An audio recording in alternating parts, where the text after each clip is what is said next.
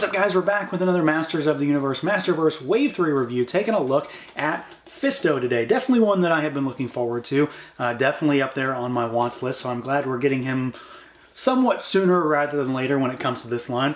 Of course, being a standard figure, he comes in the normal style packaging, so just like we've seen everything else so far. Figure there in the big window, we've got the sort of weird trapezoidal shape packaging with the Eternian hieroglyphs all over it. Name on the bottom, nameplate running down on the side.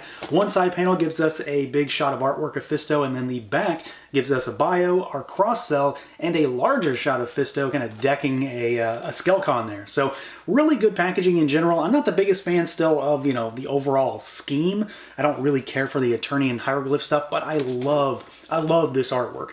So this very much kind of harkens back to vintage Master stuff, and I'm happy to see this kind of stuff all over these boxes. So let's do it. Let's pull them out and take a look. And here we go, out of the package, our Revelation Fisto. So this is, of course, a character that hasn't really been in the show at all. Like, even compared to Stinkor, he gets what, like 2 quick shots in the first episode, and he is in the trailer for part 2. So I'm guessing we'll get to see him again in an increased capacity. But this is a very like standard Fisto with just a really solid head sculpt on it. Like, this is exactly what he looks like in the show. Probably one of the closest comparisons as far as show to figure. I think they really did a solid job translating what is essentially Fisto's normal design into just a, you know, more modern animation style, and then, you know, making that a figure.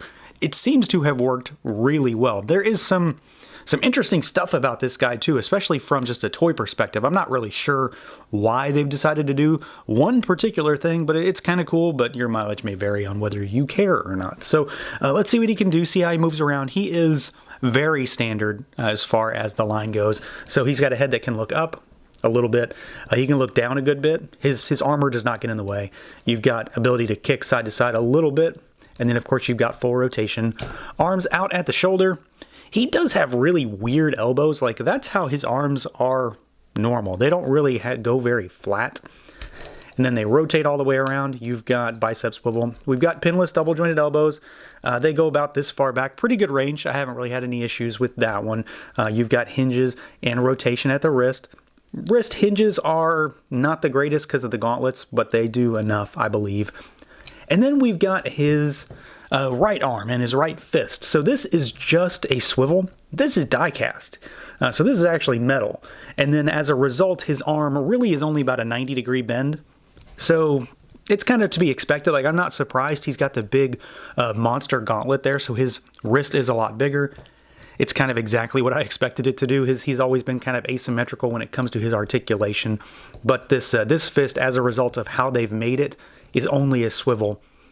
It hasn't, again, really been an issue for me, but it is a difference. We've got our normal torso articulation. So he's got the diaphragm cut, but of course he does have an overlay, so it's really hard to use it. So he bobbles back and forth a little bit, tilt side to side.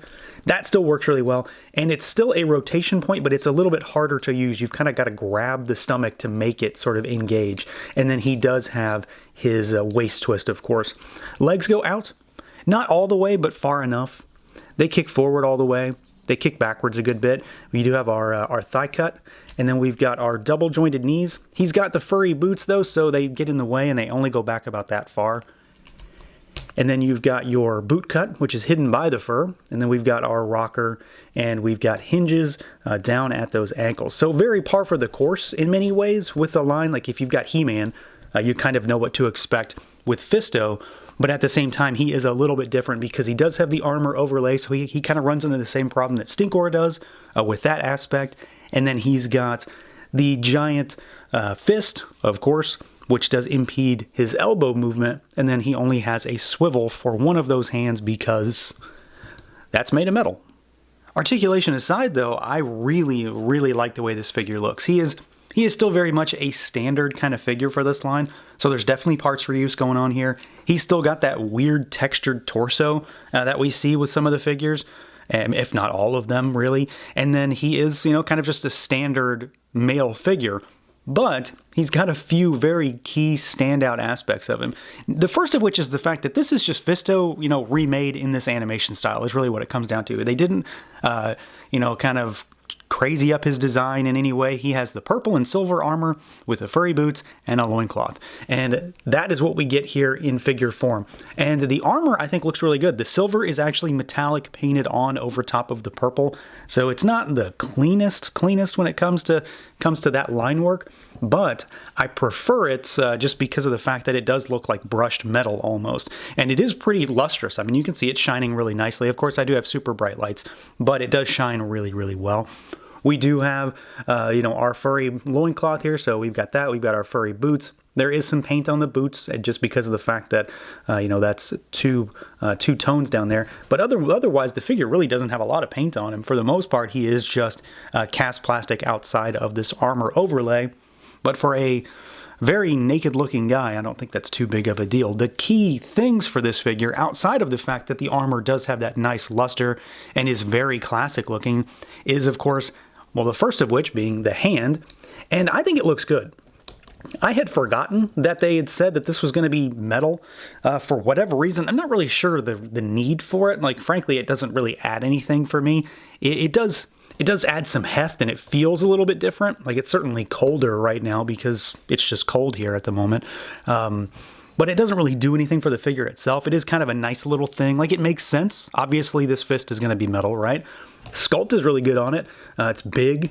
It's very asymmetrical, so it gives you that Fisto vibe. It does get in the way of things when it comes to articulation, but that's nothing new. We wouldn't expect anything less, really. But I do like it. I think it's cool. It looks really good. And it's very much his thing. So they did him right by, I guess, giving him that extra little oomph and making it metal because he needs something, right? But the key thing for this guy is, without a doubt, this head sculpt. It is tremendous. And I would go so far as to say right now it's my favorite head sculpt in the line. I think they did a killer job on this. He isn't in the show a lot, right? We haven't seen him really do a whole lot. But what's in the show, you can clearly see his face. And this is very close to the face we get in the animation. So this is not a He-Man situation where he doesn't really look like the show. This Fisto very much looks like the show, and I think they just killed it. The nice scowl on his face, so he definitely looks like he's ready to throw down. So I'm happy that he's not like screaming or just sort of just there. He definitely has a little bit of an expression, but it's not too much. The orange hair and beard and mustache is really well painted. It's very clean and crisp. The sculpt is fantastic. And I mean, really, ultimately, I love everything about this head sculpt. I think they absolutely knocked it out of the park.